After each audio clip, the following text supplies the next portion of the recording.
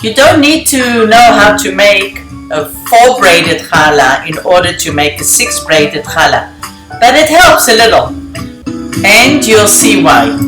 I weighed off 5 ounce or 142 grams for each ball, so we need 6 of them in order to make a 6 strand braided challah. Roll out your 6 strands. Always roll from the middle to the ends. Make them pointy towards the tips.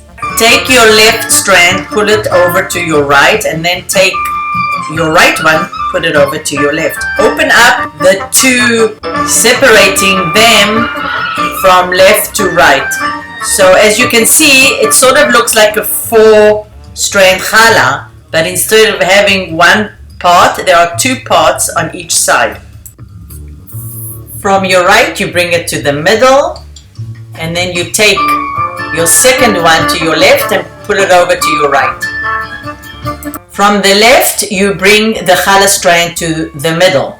Then you take the second one to your right and pull it over to your left. Take your right one, put it in the middle, and then you take your second left one and put it on your right. Take your left to the middle. Take your second one from your right to your left, and then bring your right one to the middle. Then you take your second left and bring it to your right, and take the left to the middle, and so forth.